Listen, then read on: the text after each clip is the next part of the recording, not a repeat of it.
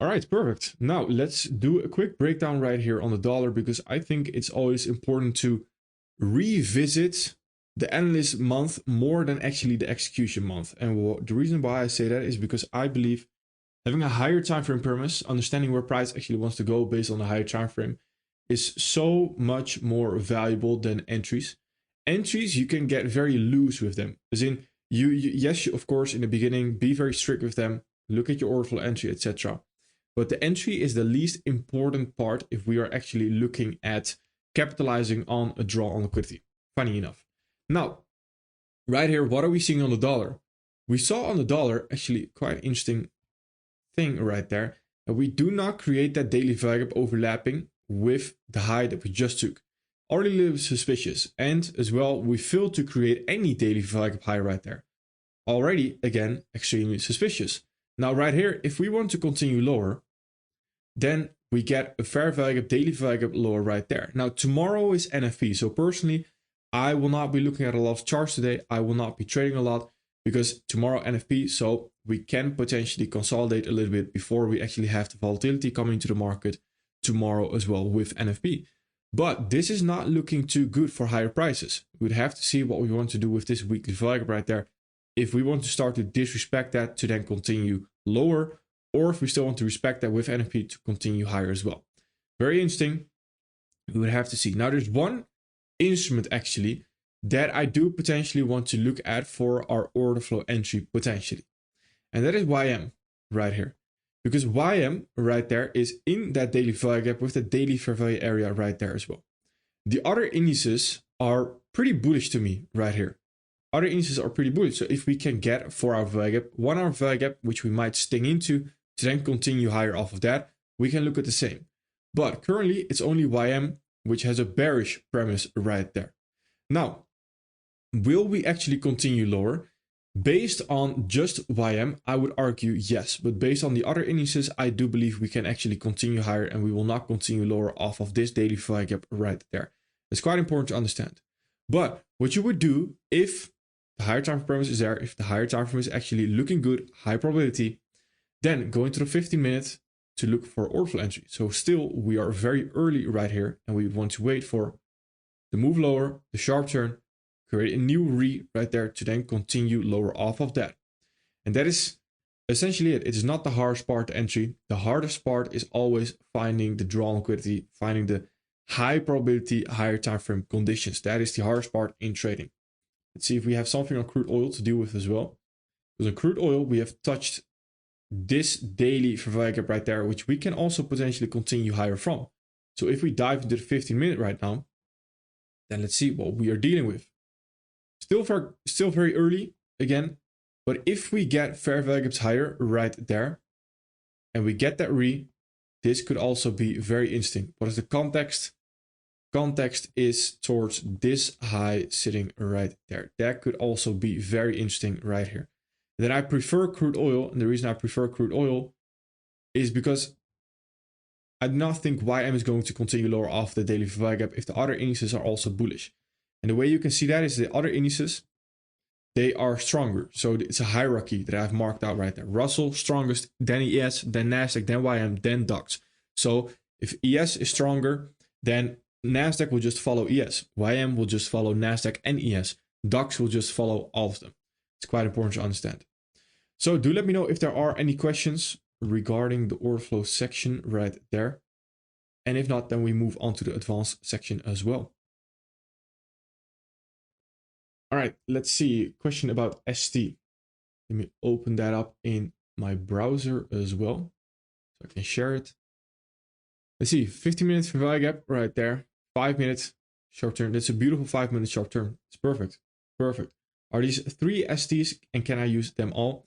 So the way the sharp turn works is the first sharp turn is essentially the one we want to be trading off of right there. So the original PD rate, the original context area right there, that's where we create the ST. Now, if we create any other new context after that, so I see you have a 50 minutes for value after that as well, then that indeed is as well a new sharp turn right there. And this 1 hour value gap is also a sharp turn. So yes, those are 3 sharp turns. Can you use them all? That really depends on what the higher time frame premise is. So I'm not too sure what the higher time frame premise here is on this instrument. But if we're going to continue higher, you would ideally want to use this sharp turn. If we're going to continue lower, then this sharp turn is what you would want to use. So that depends on the higher time frame context overall. But those are indeed 3 sharp turns, yes. And that can also be quite confusing when you have 3 sharp turns like that. That's why the higher time frame again is the most important. The lower time frame is, again, usually quite tricky. We do not understand the higher time frame first. See, Euro, New Zealand dollar. Let's do it. Euro, New Zealand dollar. Do we have anything interesting? Right there. We have arrived in that weekly value gap. That could be very interesting right there. Fair value area. Again, do we need to come into that fair value area? Not necessarily. So if we already get our order flow confirmation right here on the 1 hour, for example, what do we see actually? We have our sharp turn right here already. And we actually already have the re as well.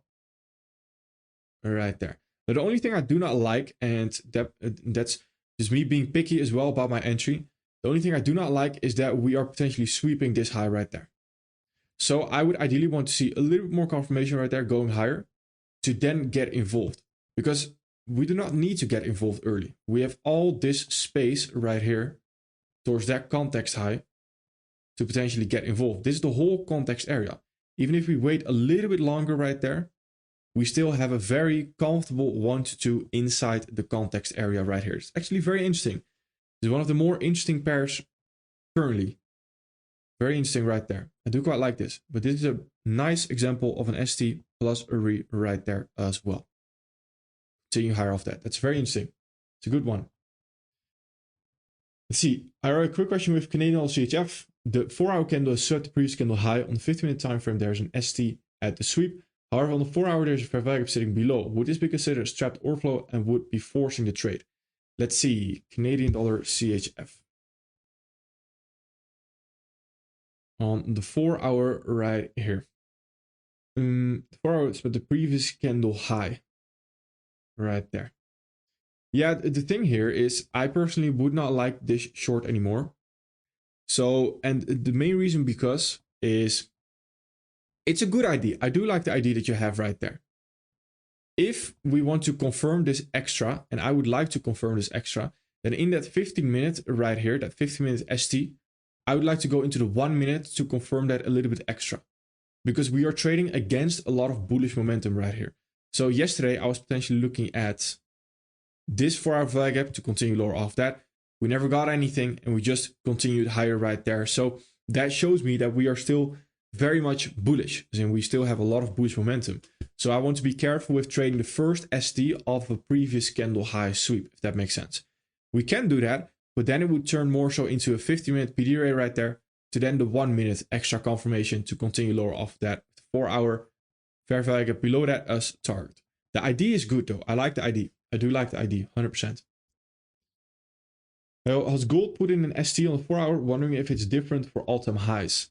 Yeah, for all-time highs, very similar to Canadian dollar CHF. Doesn't change a lot right there regarding all-time highs. And what I mean by that is whenever we create an all-time high like this and we have a potential sharp turn, where currently we can definitely look to still continue higher off of this fair value area right there, we are trading against a lot of bullish momentum. That's what makes the sharp turn so difficult. Where here I would argue we can definitely look to continue higher actually, right there still. And if we want to look at a bearish sharp turn right here, I would want a little bit more confirmation. So actually continue lower off that sharp turn to confirm it in a sense. This right here, for me, would not be a sharp turn. So a sharp turn, for me, a bullish sharp turn, in this case, for example, that's just a new order flow leg for me. So whenever we have a re and we have a new sharp turn, that's not necessarily sharp turn for me. Sharp turn happens at reversal areas for me. That makes sense. Say if NFP was not tomorrow, would this be an area to look continue higher? Yes, 100%. The area we are currently looking at right there, 100%. This right there. Fair value area, for you to create fair value gap. Yes, I do like that. I do like that. Yeah, exactly. Let's see. Let's keep an eye on Canadian dollar CHF as well. Will be quite interesting to see. So we have something to look at. Canadian dollar CHF right here. And as well, Euro New Zealand dollar. Oh.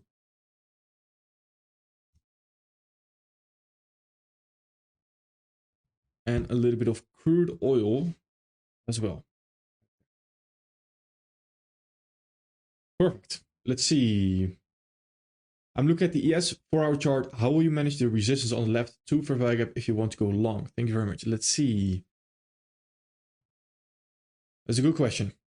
So right here, we have this fair value gap as resistance. Also the order block, of course, but it's overlapping with fair value gap. So the fair value gap marking it out itself is already fine.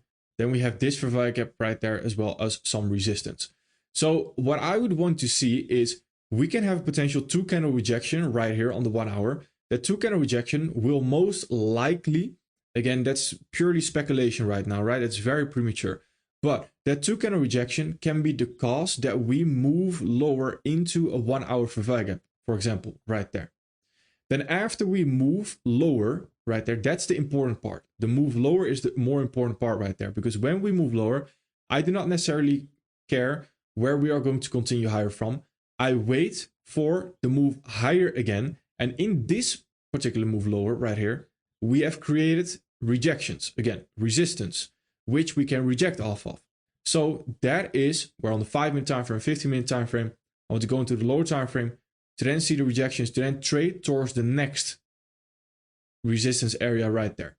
So if we get a 2 candle rejection, getting involved before we reach this high right there, target that next fair value gap right there, that's where I would look to get involved. And then once we reach this one, I would do the exact same thing.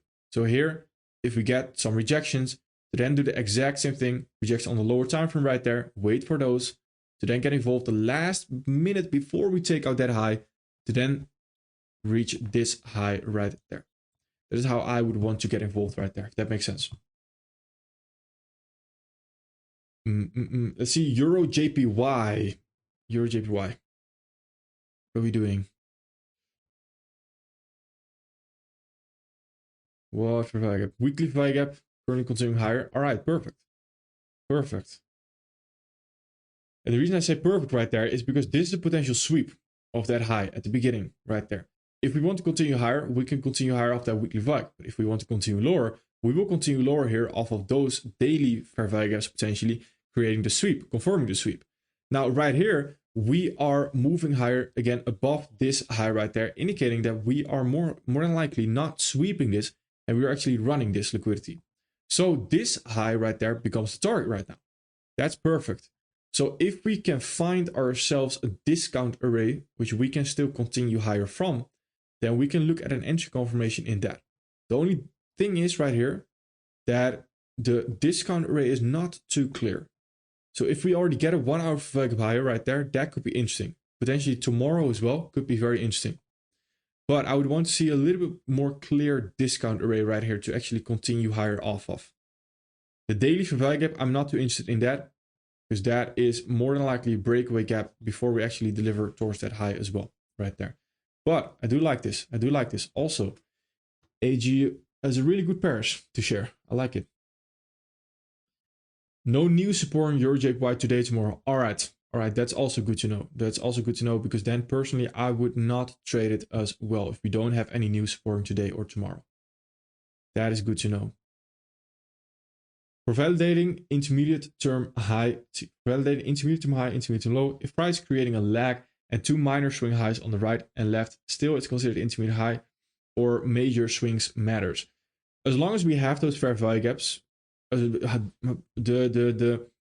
how big the actual lag is not super relevant. As long as it's actually it's according to the rules, then it's just an intermediate term high, intermediate term low. But major swings, no, it's not super relevant. No.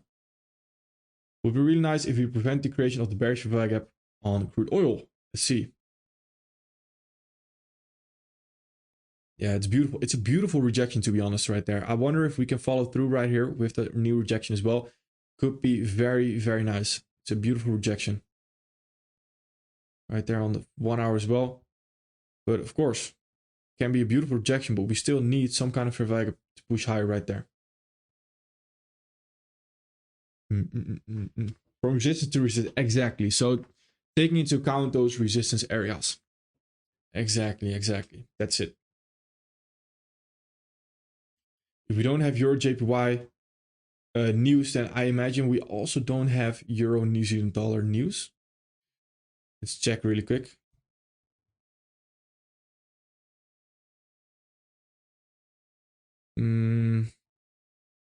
CHF, Canadian dollar, still. Yeah, okay. All right. Let's see. Then Canadian dollar CHF is still interesting right here, potentially. Let's monitor this. Again, this is a... I don't necessarily like the trade ID here, personally. It's against a lot of momentum, but we can still monitor it right here. Euro New Zealand dollar doesn't have any news, so personally I will not be trading it right here as well, since we do not have any news supporting the ID. Then crude oil will definitely still be interesting right here. I like crude oil the most, so if I am going to take any trade, it's going to be crude oil after that Canadian dollar CHF, potentially. I was wondering what you think. The 1 hour value gap in gold looks like a nice sharp turn move to move higher. Let's see.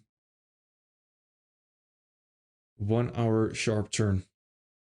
Looks like a nice sharp turn to me to move higher.